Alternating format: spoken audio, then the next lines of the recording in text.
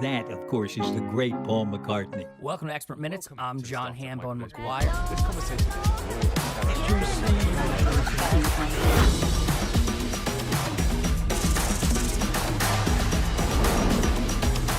Sweet, juicy. Where did that word come from? I don't know. Bet you never thought you'd hear that on the radio. Welcome to Podcast Radio. I'm Graham Mack, the host of the Pod 20, which goes out on the day right, on Fridays at 5 p.m. and across the weekend on Podcast Radio. It's the countdown of the top 20 podcasts in the world. And one of the perks of the gig is I get to talk to the people who make some of the best podcasts in the world. And I'm delighted to talk to Michael Morea. How are you? I'm doing well. How are you doing, Graham? Very good. How are things in Bakersfield, California? Oh, it's heating up. It's almost summertime, and in Bakersfield, California, we're in the Central Valley of California, and it gets extremely hot. So we're looking at 100-degree summers. Wow, that's serious weather. So it's warmed up there now. What was your high temperature today? It's going up to the high 80s, low 90s already. So for early May, we're on track for a pretty hot summer. Wow. Okay. Well, I want to talk to you about your podcast, which is called Real Perspective, which is spelt with two E's. If you're looking for the podcast, don't spell it R-E-A-L, or you'll end up looking at a real estate podcast. Yeah. Real Perspective. It's basically a movie review podcast, and that's right. You yourself are a filmmaker and producer. Can you tell us about some of the stuff you've done? Yeah, so ever since I was a little kid, we would just run around with camcorders, making little short films, and we continued it into adulthood. Basically, I am a lawyer, but through law school, I needed creative outlets, and so we make short films. A group of friends, we get local theater actors in town. We go and have been getting more and more legit as time goes on, being more professional, getting drone shots, getting boom mics, all the good stuff. And we've had several premieres here in town for our movies. We put them up on YouTube. I mean, our most famous series is called the Precinct series. It's like a action comedy cop show movie series. And we just really enjoy doing it. It's a good creative outlet for all of us. And, hopefully we can put it into art festivals or film festivals eventually when we get a little more legit. Okay. And so when we search for it on YouTube, what did we search? We searched The Precinct? Is that how I find it? The Precinct. Our most recent film is called The Precinct Redemption. And that one was 3 years old, but we're in the middle of making a new one right now. So I just finished the script for it. Okay. Hey, well, good luck with that. And your bio says you're also a vocal musician. Is that a posh term for singer? Yes, that's right. So I've always been a choir nerd, and so I was in choir for most of my school years, and I've continued it on and off into adulthood, being parts of different adult choirs. And I've got a deeper voice, a bassy voice, so I'm not exactly a soloist. I kind of require other people to take the high notes, but I've got the low notes covered. And what kind of stuff is it that you sing? You say choir, so that makes me think like maybe gospel or something. Sometimes it depends. So I've been part of church choirs before, but I've also been part of master chorales, which are basically, they cover world music. They'll cover classical music. And so we'll go and cover, these big movements that a lot of the classical musicians have covered. So we run the gamut, but it's usually not your typical pop stuff. It's something a little more traditional. Okay. And you mentioned you're an attorney, and you're a prosecuting attorney. So does that help with the podcast? Because the podcast, you basically you put the movies on trial. And, does any of the inner lawyer come out when you're reviewing the movies? Oh, absolutely. I'd say that basically, how I evaluate a movie might be how I evaluate a case. I go and think about the pros and cons of the argument that the themes are making, that the movie itself is making. What it's putting forward in terms of compelling evidence, which in the case of a movie is the cast, the characters, the dialogue, the action, the cinematography, all those things they weave together to go and tell a story. Which is much what like you're doing in a trial as you're telling a story. And so, yeah, I think about reviewing movies and making movies in much the same way.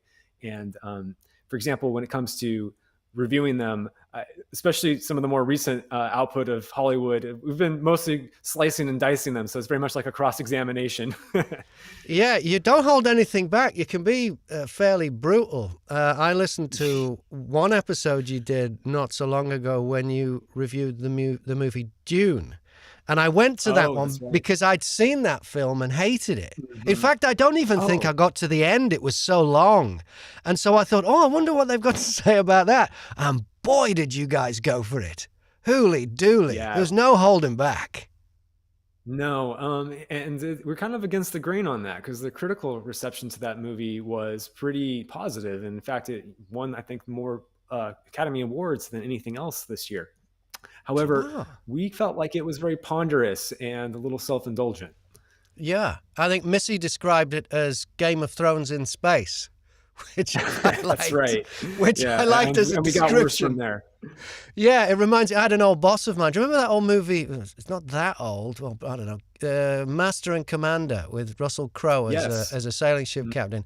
An old boss of mine went to see it, and I said, "What was it like?" And he said, "It was Gladiator on a ship."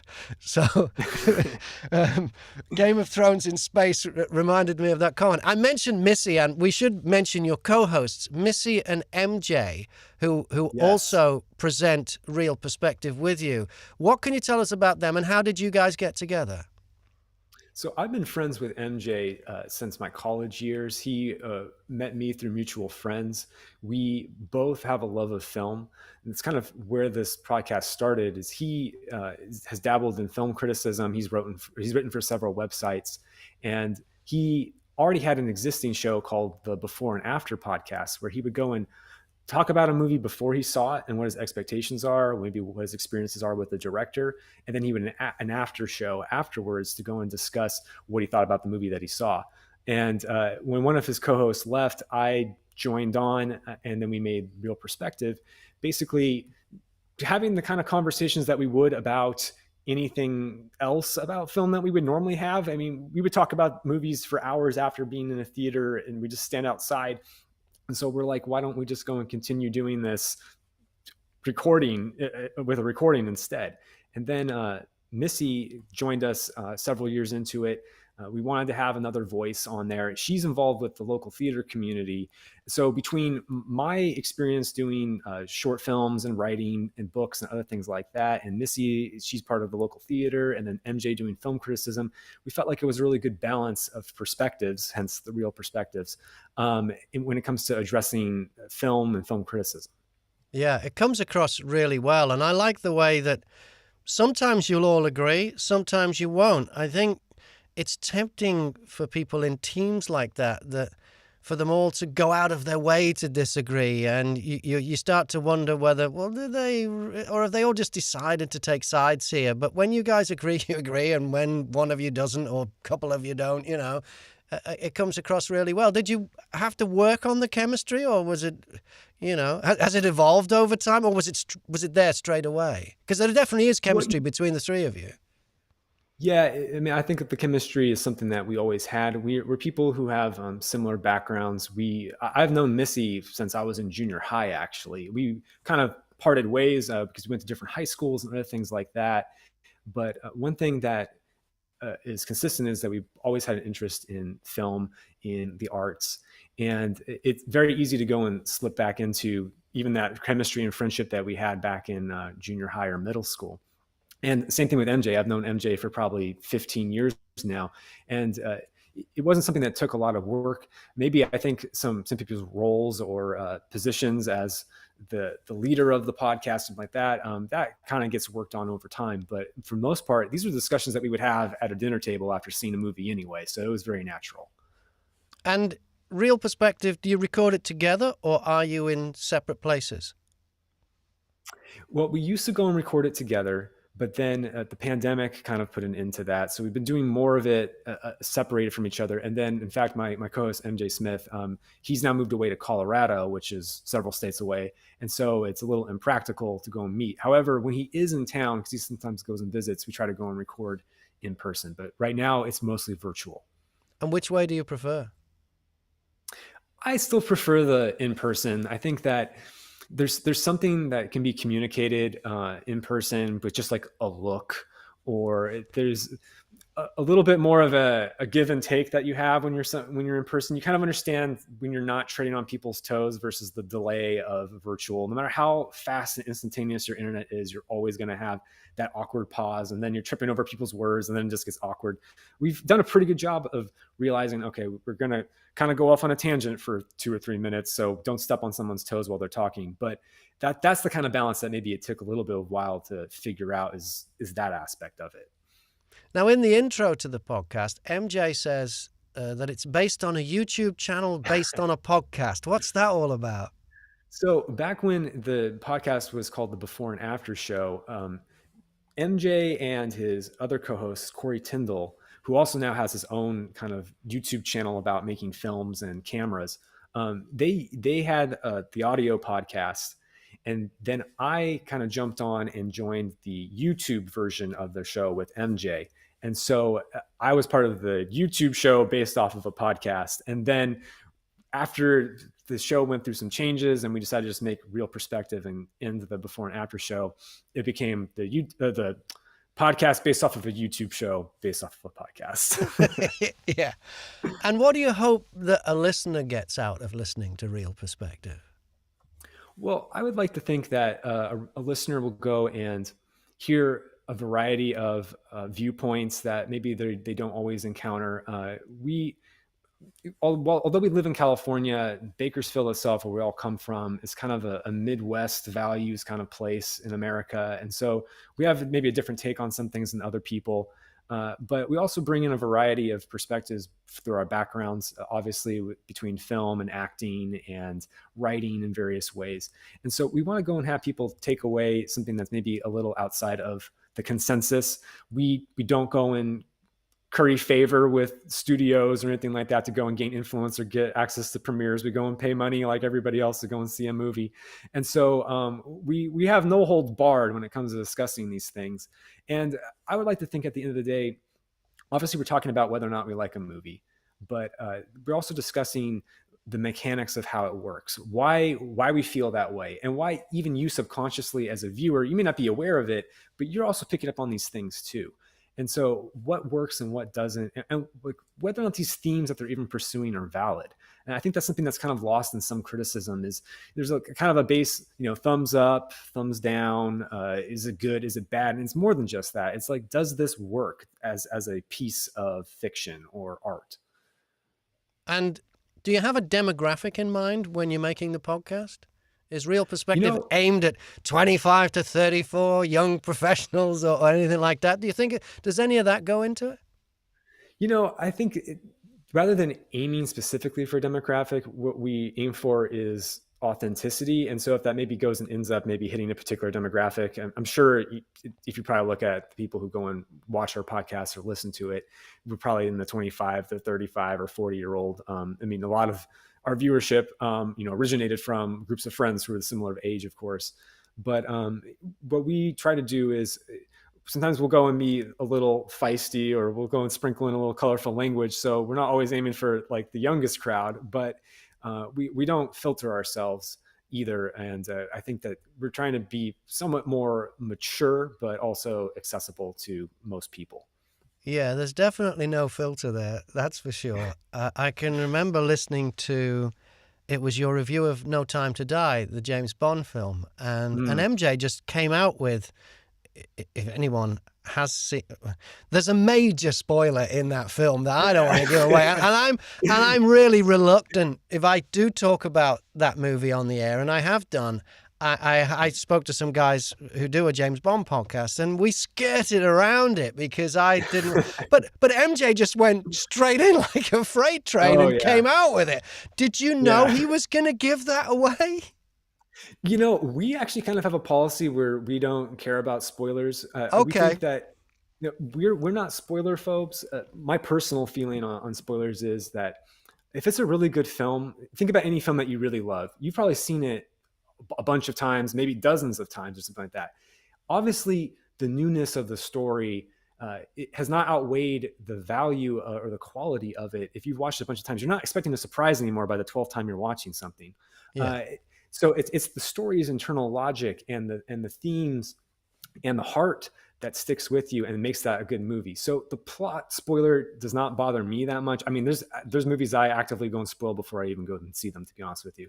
Yeah. Because I don't derive like a lot of value from surprise. I derive value from, is this internally consistent? Is this thematically satisfying?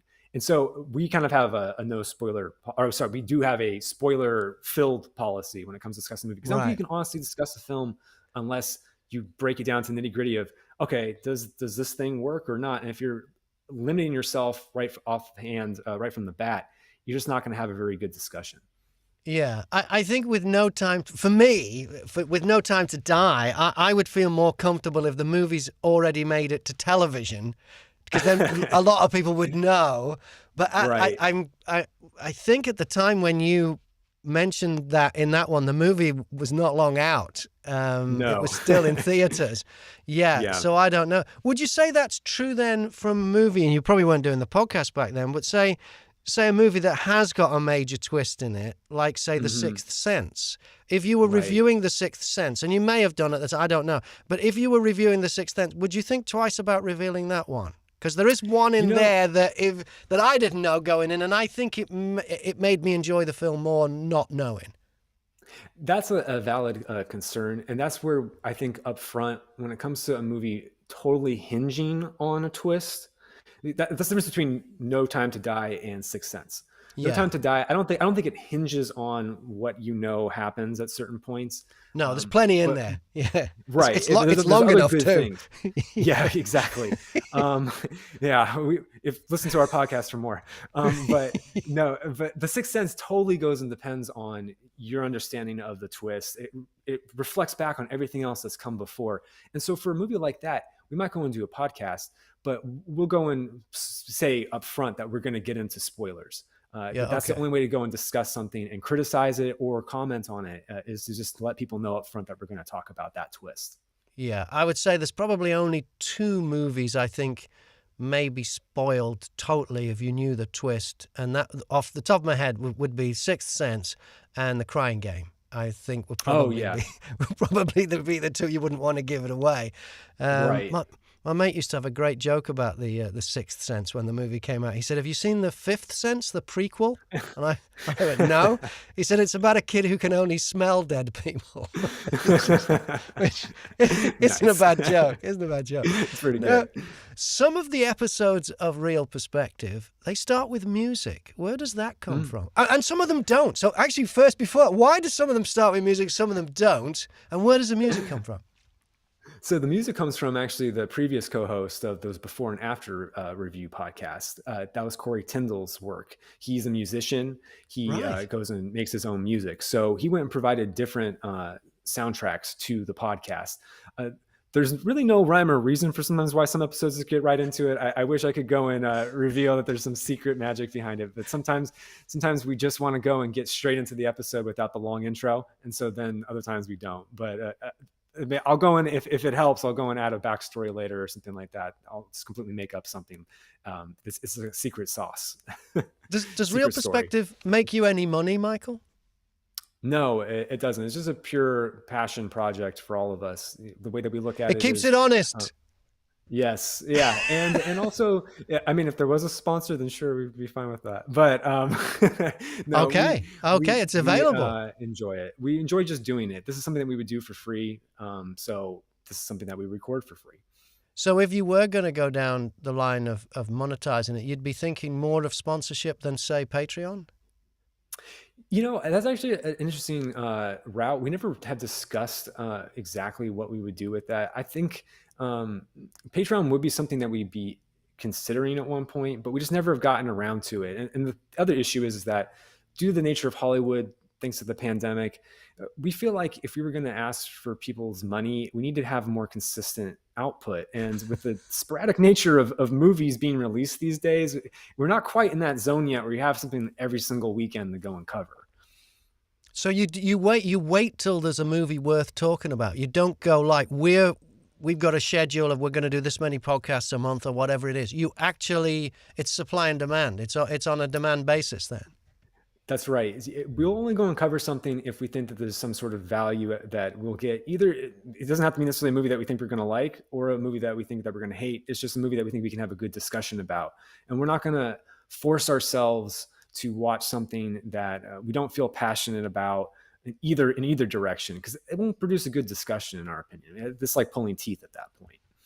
Yeah. I suppose if you did monetize it, though, at least your movie tickets could be a tax write-off. I don't know. There'd be that advantage. That's true. Yeah. And when you review them, do you watch them projected in a theater, or do you get like, sample DVDs like the Oscar judges do? Or watch it through a pirate streaming service. But then I'm not going to. Actually, a lawyer is not going to admit to that. I'm okay, a prosecutor, so that that's happen, not no. fair. That's not fair. But do you watch it in a theater projected as a? Because I know there are certain review podcasts, and there's a lot of film critics in the world, and not all of them watch it in theaters projected. And I always wonder if that's really cheating. And I was all right, I'm setting you up now. Do you cheat, or do you watch them in theaters projected? No, my preference is to always try to watch it in a theater if possible. Okay. Now, obviously, there's some movies that we might go and cover after they've been out of the theater run. But if we can, we'll try to watch in a theater. We don't get screeners generally. And so I think that watching it in a theater provides the best experience. It's also something to go and comment on when you're reviewing a movie is, how is this landing with the audience? How is the anecdotally, how are these themes working, or how is the scene playing out? And so I think it's really important to go and see firsthand what it's like in that kind of experience. Yeah, get the audience's reaction. I suppose even more so with something that may be a comedy or certainly movies with emotional content.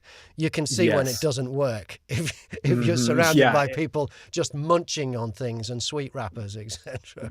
Yeah, I think your comedies and your horror movies, you really need to go and see it with other people so you can get your reaction. Because I'm a fairly stoic person, I would say, when I watch a movie. When some of my friends go and criticize me for just having my arms crossed, entertain me when I'm watching it. And it's not really how I'm processing it. It's just I just don't have visible reactions sometimes to things.